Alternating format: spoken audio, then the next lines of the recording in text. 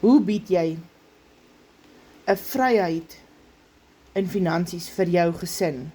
Of hoe staan jy jou gesin finansiëel by? As jy elke dag moeg is, jy weet jy kan net nie meer nie.